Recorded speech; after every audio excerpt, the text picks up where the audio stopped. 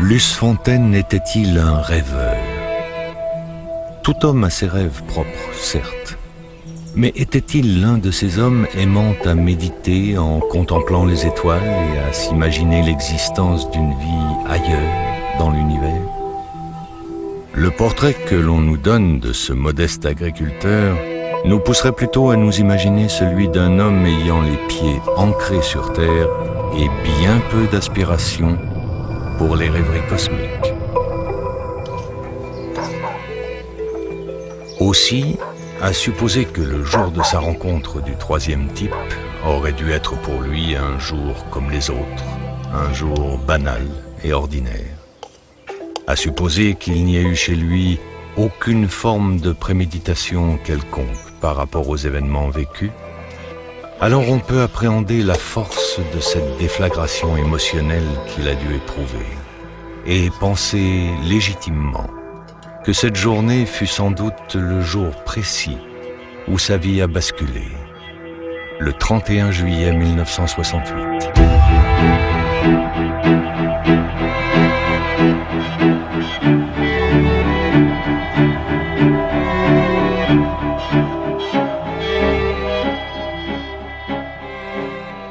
En ufologie, il existe de nombreuses classifications, mais la plus intéressante est celle de J. Allen Hynek, qui a été faite donc dans les années 70. C'est une classification qui va du niveau 1 au niveau 3. Donc il y a la rencontre rapprochée du premier type, qui est donc observation d'un objet à moins de 150 mètres du témoin et dans le ciel. Et il y a la rencontre rapprochée du deuxième type, RR2, c'est l'atterrissage au sol d'un objet, avec oui ou non des traces sur le sol. Et il y a ensuite la rencontre rapprochée du troisième type, c'est-à-dire observation d'un objet au sol, avec la présence d'une ou de plusieurs entités. Le cas réunionnais, lui, se classera plutôt dans la catégorie des rencontres rapprochées de type 3. Ce matin-là, donc, Luce Fontaine est parti pour ramasser de l'herbe pour ses lapins, comme il le fait très régulièrement. Donc il habite au 22e kilomètre. Là, il s'est écarté de la route, il est entré dans une clairière, il est penché, plié en deux, pour couper l'herbe, ramasser l'herbe. Il n'a pas entendu, visiblement, quoi que ce soit arriver. À un moment, il se rend compte simplement qu'il y a une forte luminosité au niveau de cette clairière. Et il découvre devant lui, à peu près à 25 mètres de lui, un objet. L'ensemble est extrêmement lumineux. Il décrira cela comme un arc de soudure. Un objet ovoïde de couleur bleu foncé sur les côtés avec une sorte de vitre en son centre et des protubérances vers le haut. En fait, ça va très très vite. Le temps de l'observation, c'est entre 12 et 15 secondes, pas plus. Mais il a quand même la possibilité, pendant ce court laps de temps, de mémoriser tout un ensemble d'éléments.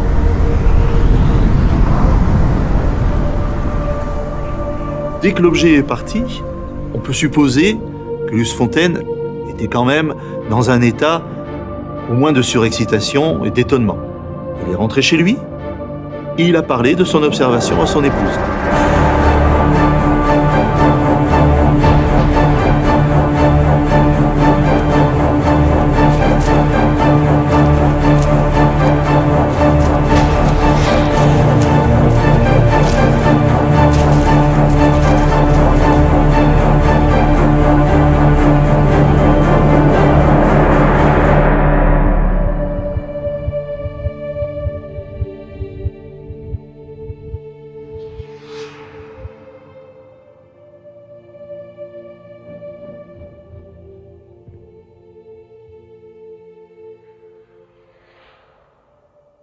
Doudou, mon bébé. Nous sommes à la fin du mois de juillet 1968, en pleine période de vacances scolaires.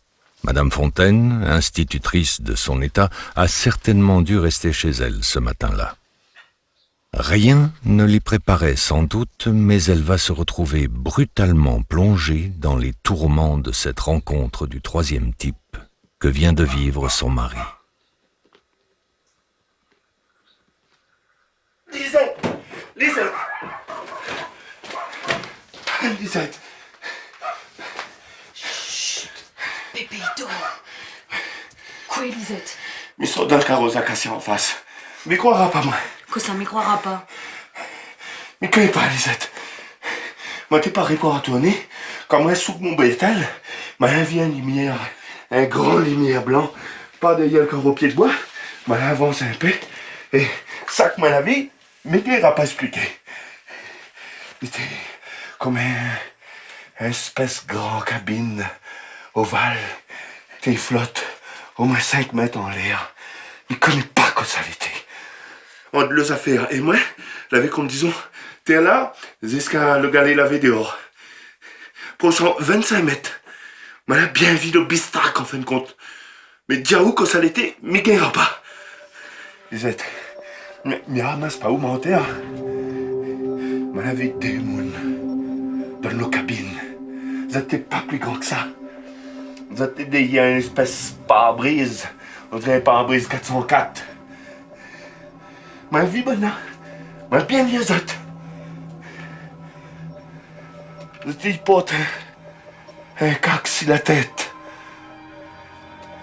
Vous l'aurez dit, des babas Michelin, si vous voulez bien. De Baba Michelin? Elle n'a tourné. La tournosée pour veiller à moi. Et dès que la vie à moi, elle a fait comme un grand éclair blanc. Un éclair fait rassouder. Elle a traversé.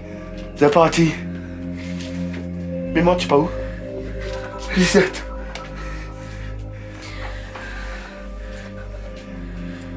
Seigneur Jésus-Marie-Joseph Luce, vous l'êtes en train de perdre la tête là?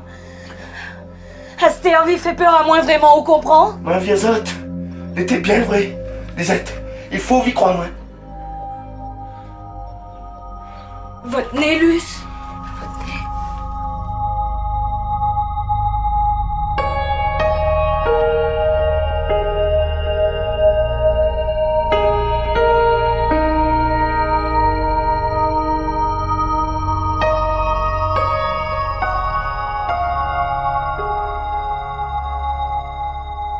Ça a été souvent dit par des témoins. Cette fatigue, ces yeux lourds. Mais beaucoup plus intéressant, si je puis dire, c'est que pendant au moins 8 jours, il a présenté des saignements de nez. Il est allé voir le médecin, qui l'a soigné sans doute pour ça, mais on est certain de ces saignements de nez pendant 8 jours.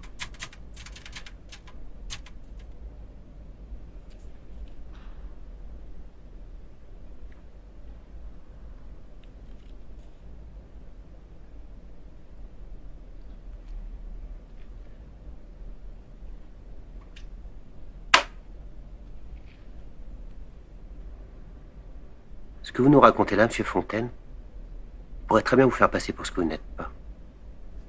Vous en avez bien conscience. Oui. Donc, tout cela se serait déroulé hier matin, dans le bois face à votre maison, à quelques centaines de mètres de la route nationale qui monte vers la plaine des Cafres. C'est bien ça? Oui. Il habite au 22e kilomètre. Et juste à côté, il y a une petite ravine avec un bord d'acacia. Et c'est là que tout doit se passer. Vous voulez relire la déposition, chef? Ouais. Merci, brigadier. Alors, vous nous dites, Monsieur Fontaine, et ce sont là vos propos, traduits du créole, courbé vers le sol, je ramassais ce matin-là de l'herbe pour mes lapins, quand j'ai brusquement aperçu dans la clairière une sorte de cabine ovale, à 25 mètres de moi, comme suspendue à 4 ou 5 mètres du sol. Ses extrémités étaient bleu foncé, le centre était plus clair, plus transparent, un peu comme le pare-brise d'une 404.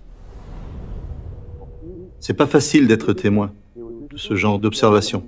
Le témoin, qu'est-ce qui fait que il va aller en parler ou pas? Il va aller en parler s'il a confiance dans les personnes en qui il va retranscrire son témoignage.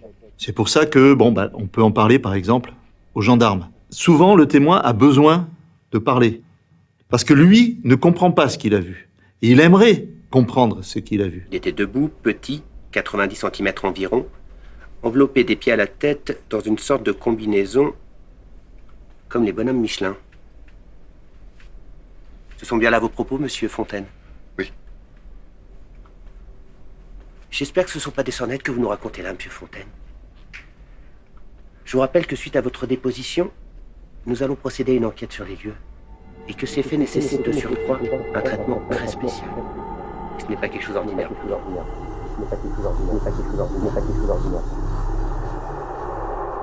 Qu'est-ce qui vous arrive, monsieur Fontaine? Allez, essayez de vous reprendre un petit peu. Nous en avons fini maintenant.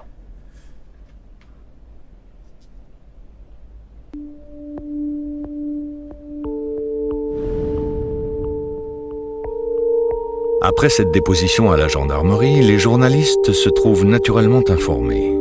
Ceux du journal de l'île de la Réunion, notamment, se déplacent dans la première quinzaine du mois d'août 1968 pour interroger le témoin.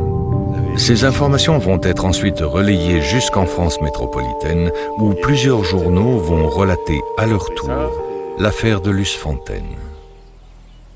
Vous êtes d'autoné. Vous avez une combinaison. Vous savez, anciennement, les gens n'aimaient pas tellement tout ce qui dit presse. À l'époque, ils n'aimaient pas que les gens viennent voir où ils habitent, qu'est-ce qui s'est passé, comment ça s'est passé.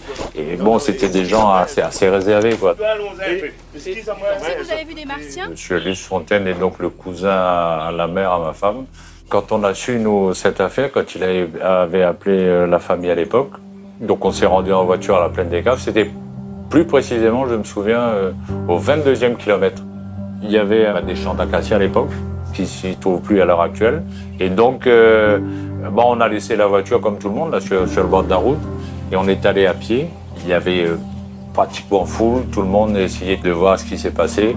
En fait, nous, la première chose qu'on a vue à arriver sur place, c'était un truc énorme, circulaire, donc, mais assez important. Et ensuite, donc, la surface où l'engin, je suppose que c'est un engin, qui s'est posé, donc toute la surface de l'herbe était brûlée. Le périmètre donc, de la nationale jusqu'au lieu a été barricadé par les forces de l'ordre. 2 ou 3 jours après, donc le périmètre a été bouclé. Donc il y a quelque chose d'irrationnel. Il y a quelque chose qu'on ne sait pas, on ne connaît pas. Cette chose irrationnelle est reprise par les médias.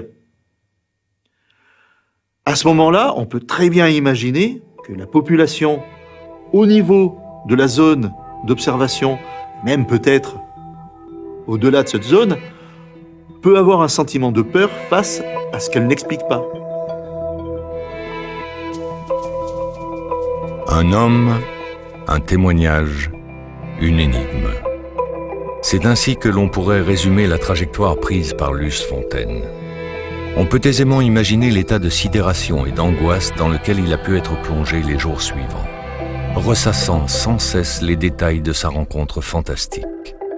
Cette affaire, par le biais de la radio et des journaux, a déjà fait le tour de son île. Son couple, sa famille, son village même, sont sous les feux des projecteurs, emportés dans un tourbillon de questions sans réponse. Nous sommes très intéressés par tous ces témoignages, mais pour l'instant, ce ne sont que des témoignages. Les exobiologistes sont partagés entre 2 sentiments. D'une part, on aimerait vraiment découvrir une vie extraterrestre par la présence de visiteurs extraterrestres.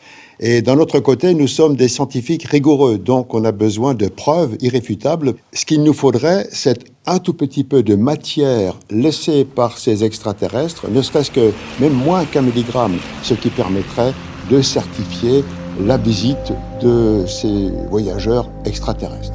L'affaire des Baba Michelin de Luce Fontaine n'aura été le théâtre d'aucune récolte miraculeuse de matière extraterrestre susceptible d'engager de façon décisive l'assentiment de la communauté scientifique. Aucune rencontre du 3e type n'a d'ailleurs eu ce mérite jusqu'à nos jours. Cette affaire conserve toutefois des facettes exceptionnelles. L'une d'entre elles, notamment, concerne l'objet lui-même. Les ufologues, en effet, s'accordent tous sur le caractère atypique de cette machine décrite par Luce Fontaine et que dessina pour son article du 20 août 1968 le journaliste Gérard Piednoir. Un croquis resté célèbre. La chose exceptionnelle aussi dans cette observation, c'est l'objet lui-même. Cet objet de forme donc atypique tend là aussi à donner une qualité d'information au niveau de cette observation qui peut faire dire qu'il y a eu quelque chose effectivement vu par le témoin et qui ne raconte pas de bobard. Pourquoi ? Parce qu'il aurait été extrêmement simple pour lui, s'il avait simplement lu dans des journaux d'autres observations et qu'il ait voulu se rendre célèbre, il aurait été beaucoup plus simple pour lui de décrire ce que tout le monde voyait à l'époque, c'est-à-dire une soucoupe volante. Un objet en forme de disque, aplati, ou en forme de chapeau, c'était quand même la forme la plus courante. L'objet décrit par Luce Fontaine est certes atypique dans toute la littérature ufologique, mais il est toutefois bien connu des ufologues, souvent même à leur insu. Il s'avère précisément que ce croquis a servi de dessin de couverture au livre d'un spécialiste très connu, le français Jacques Vallée. Cet ancien conseiller à la NASA, ufologue et collaborateur d'Hynek, est celui-là même qui inspira au cinéaste Steven Spielberg le personnage de Lacombe, le savant français interprété par François Truffaut dans son film Rencontre du troisième type. Ainsi, Jacques Vallée, qui classa également le cas de Luce Fontaine dans sa liste Magonia, recensement d'un siècle de témoignages d'apparitions d'OVNI, aura clairement signifié toute l'importance et tout l'intérêt qu'il accordait à cet OVNI réunionnais.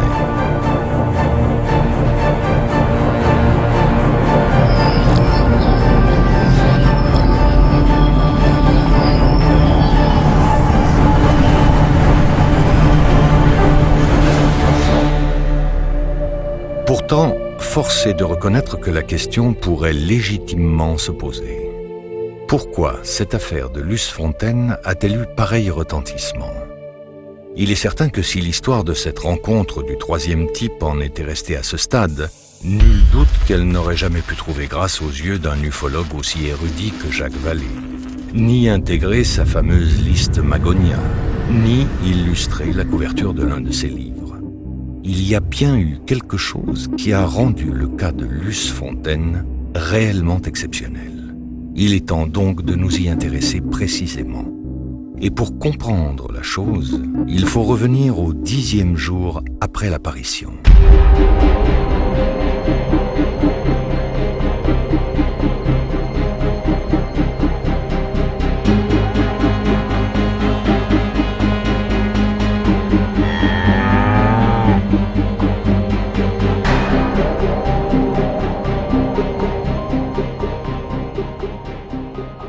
Les journalistes sont venus une deuxième fois plusieurs jours plus tard, 10 jours plus tard exactement. Pourquoi ? Tout simplement, c'est que après l'observation, le commandant de la protection civile de la Réunion de l'époque, M. Legros, s'est intéressé à l'affaire.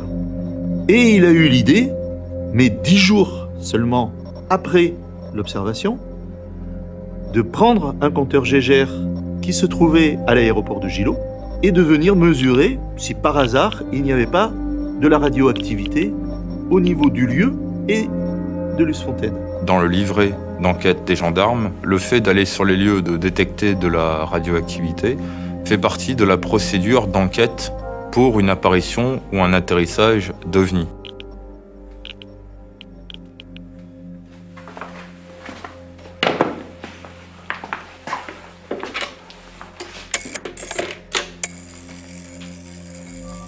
Allô, capitaine Valjean. Oui, c'est Léopold. Je vous appelle concernant notre affaire. Accrochez-vous. L'examen des vêtements de Monsieur Fontaine vient de révéler un taux de radioactivité anormal. Oui, à l'instant même. Non, aucun doute possible. Il a été testé au niveau du compteur Geiger les vêtements que portait ce jour-là Luce Fontaine. Chose amusante, il a constaté qu'effectivement, les vêtements de Luce Fontaine présentaient un certain taux de radioactivité. Des mesures précises d'ici demain. Le chapeau, la veste et le pantalon.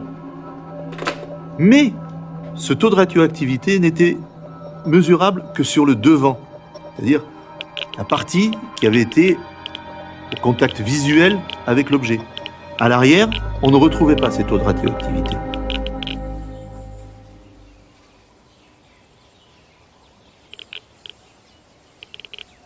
Capitaine Valjean. Oui.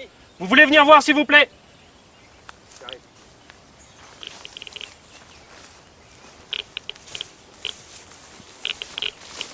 On a près de 60 millièmes par ici. J'ai constaté d'autres points plus haut. On peut dire que c'est confirmé, capitaine.